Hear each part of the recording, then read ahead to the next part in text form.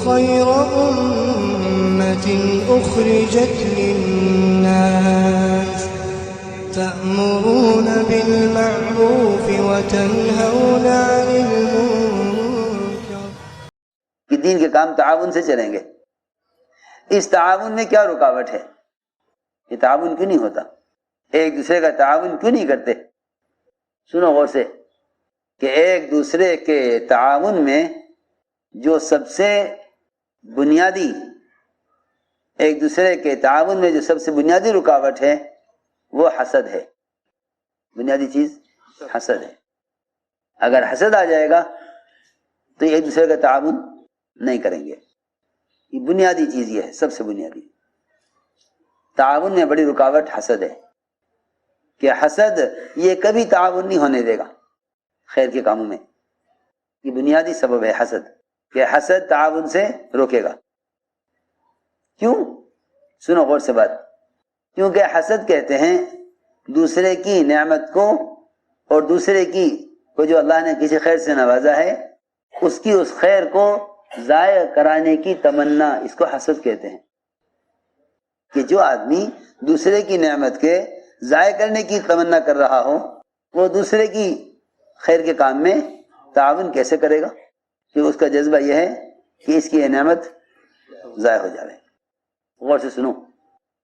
حدیث میں آتا ہے کہ یہ دوسرے کی نعمت کے ضائع ہونے کی تمنا کرے، اللہ تعالی حسد کی وجہ سے اس کی اپنی تمام نیکیوں کو ایسا جلا کر خاک کر دیتے ہیں جیسا آگ لکڑیوں کو کھا کے خاک کر دیتی ہے. یہ حسد کی خاصیت ہے کہ حسد نیکیوں کو ایسے کھا جاتا ہے جیسے آگ لکڑیوں کو کھا جاتی ہے.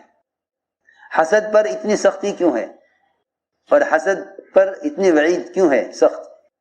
یہ غور کرنے کی بات ہے کہ حسد پر اتنی سخت بات کیوں ہے کہ اس کی ساری کمائیاں اب تک کی ضائع ہو جاتی ہیں. اس لیے ہے کیونکہ حسد کا خلاصہ اور حسد کا اصل مطلب اور معنی اللہ تعالی کی تقسیم سے اختلاف کرنا ہے. یہ میں آپ کو حسد کا اصل مطلب بتلا رہا ہوں. اللہ کی تقسیم سے اختلاف، اللہ کی تقسیم سے اختلاف، یہ حسد کا اصل مطلب ہے. سمجھے نہیں؟ یہ حسد کا اصل مطلب ہے کہ اللہ کی تقسیم میں، اللہ کی تقسیم پر اعتراض. سنو غور سے، کچھ کہہ رہا ہمیں تو نے فلاں کو یہ کیوں دیا؟ حسد کا خلاصہ ہے یہ. لہذا ہم ان کے ساتھ نہیں رہیں گے. کیوں؟ ہم تو الگ چلیں گے. ان کے ساتھ چلیں گے تو ہماری حیثیت نہیں ہوگی. یہاں یہ حسد پیدا کرتا ہے. یہ حسد یہ بات پیدا کرے گا کہ آپ نے انہیں یہ کیوں دیا. سنو غور سے. مشرکین مکہ، آپ کے دشمن، آپ کے دین کے دشمن، اللہ کے دشمن، مگر یہ کہتے تھے حسد کے طور پر کہ یہ قرآن ان پر کیوں نازل کیا گیا؟ یہ طائف اور مکے کی بستی کے کسی بڑے سردار پر نازل کیوں نہیں کیا گیا؟ تو اللہ نے فرمایا کہ یہ تو ہماری تقسیم ہے، یہ تو ہماری تقسیم ہے. ام یحسدون الناس علی ما آتاهم اللہ من فضلہ فقد آتینا آل ابراہیم الکتاب والحکمۃ وآتیناہم ملکا عظیما. کہ کیا یہ حسد کرتے ہیں اس پر کہ ہم نے قرآن محمد صلی اللہ علیہ وسلم پر نازل کیا ہے؟ تو یہ تقسیم تو ہماری ہے، ہم جس کو جو چاہیں دیں. مولانا علی اصغر فرماتے تھے کہ اللہ نے ابابیل سے ابرہہ کے لشکر کو ختم کرنے کا کام لے لیا تو کیا تم ابابیل سے حسد کرو گے؟ چھوٹا پرندہ ابابیل، اس سے اللہ نے کام لے لیا. کیا کام لیا؟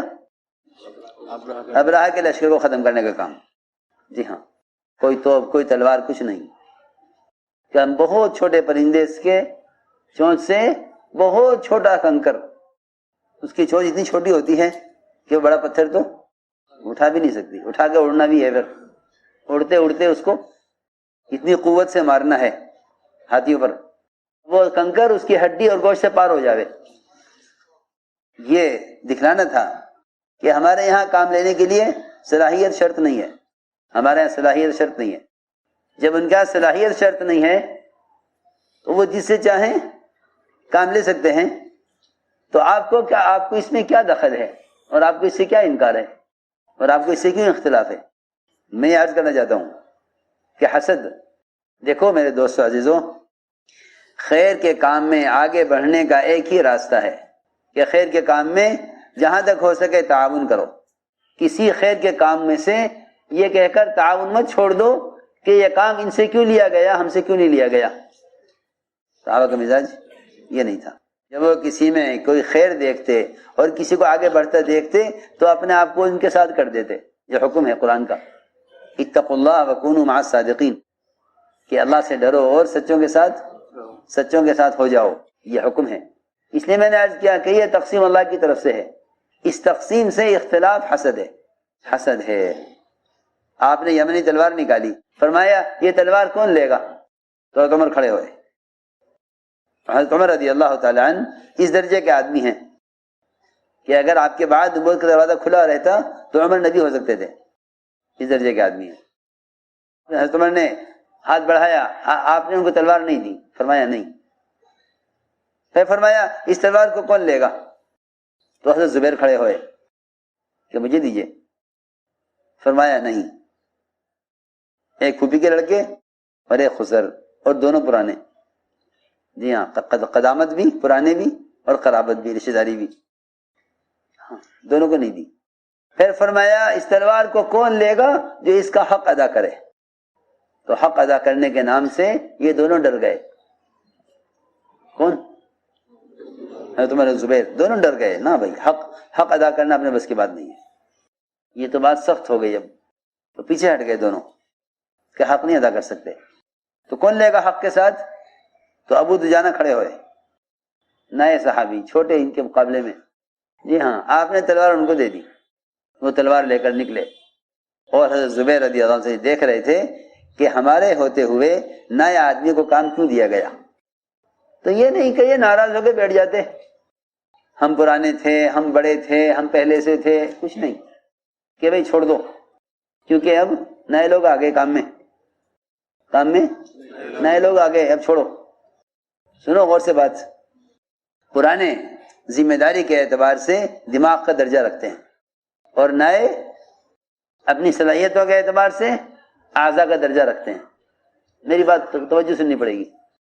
پرانے دماغ کا درجہ رکھتے ہیں اپنے تجربات کے اعتبار سے، اور نئے اعضاء کا درجہ رکھتے ہیں اپنی صلاحیتوں کے اعتبار سے. یہ تھا رشتہ پرانوں کا اور نئے لوگوں کا. پرانے کے پیچھے ہٹ گئے کہ یہ تو اب نئے لوگوں کا کام آ گیا، ہم سے کام لوگے تو کریں گے ورنہ نہیں. حالانکہ نئے اور پرانوں کا رشتہ یوں تھا جیسے دماغ اور اعضاء. دماغ کی پلاننگ ہوتی ہے، اعضاء کا استعمال ہوتا ہے. دماغ کچھ نہیں کرے گا، پلاننگ اس کی ہوگی اور محنت اعضاء کی ہوگی. یہاں اگر اعضاء کا دماغ کا جوڑ ختم ہو گیا تو اس کو فالج کہتے ہیں. دماغ کی ایک رگ میں ایک دانہ اٹکا ذرا سا، جی ہاں، اور پورا بدن بے ہوش. جی ہاں، بالکل بیکار. ہمارے ایک ساتھی کو ایسے ہوا، دماغ کا برین ایوریج کیا کہتے ہیں؟ جی ہاں، وہ ہوا. 18 سال سے وہ بستر پر، 18 سال ہو گئے ہیں. آنکھ کھلی ہوئی ہے، بول نہیں سکتے، دیکھ نہیں سکتے، زندہ ہے اور مردہ ہے. بس یہ دیکھو، یہ دماغ کی ایک رگ میں خرابی ہے، بس پورا بدن بیکار ہے. میں ضروری بات عرض کر رہا ہوں. پرانوں کی ذمہ داری ہے کہ وہ اپنی ذمہ داریوں کو پورا کریں. ہاں، یہ نہیں کہ وہ پیچھے ہٹ جائیں کہ نئے لوگ آ گئے، کہ نہیں، نئے لوگوں کی ضرورت ہے، یہ تمہارے اعضاء ہیں، تم ان کے لیے دماغ ہو. سنو، علی رضی اللہ تعالیٰ عنہ نے ایک بڑے میاں سے کہا تمہیں میرے ساتھ چلنا ہے. بڑے میاں نے کہا میں تو نہیں جا سکوں گا، میرا بیٹا جائے گا آپ کے ساتھ. میں تو نہیں جا سکوں گا، میرا بیٹا آپ کے ساتھ جائے گا.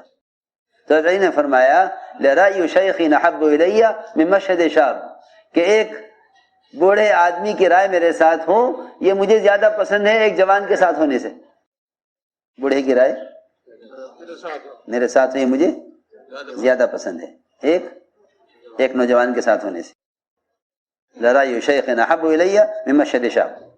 ایک بوڑھے آدمی کی رائے میرے ساتھ ہو یہ ایک جوان کے ساتھ ہونے سے مجھے زیادہ پسند ہے. جی ہاں.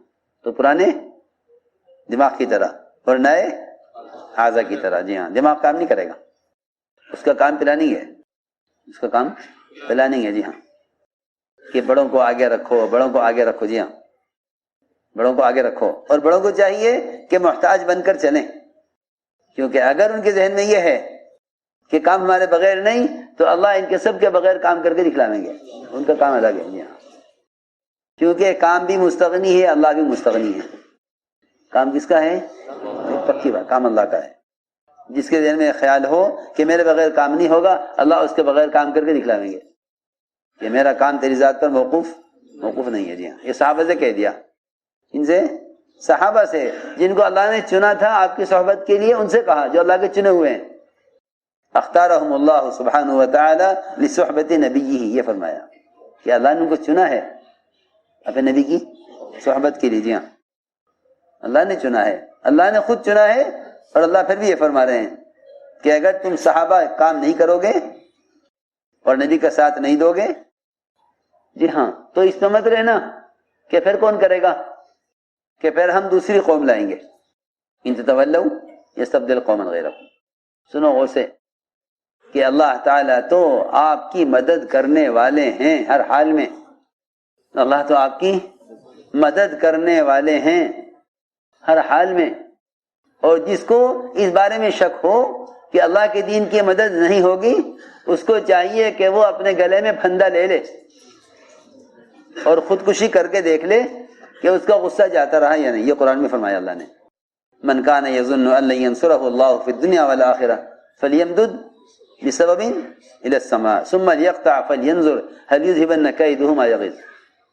اس کے اندر جو غصہ ہے, الجھن اس بات کی, جی ہاں, کہ رسول کی مدد نہیں ہوگی یا کیسے ہوگی, اس کو چاہیے کہ وہ اپنا انجام یہ کرے کہ وہ چھت میں ایک رسی کا پھندا لٹکا لے اور اس میں گلا پھنسا کر, جی ہاں, یہ قرآن کا ہے کہ جس کا خیال یہ ہو کہ اللہ اپنے نبی کی مدد نہیں کریں گے, اس کو چاہیے کہ وہ اپنے گلے میں پھندا لے کر خودکشی کر لے کہ اللہ اپنے نبی کی مدد نہیں کریں گے.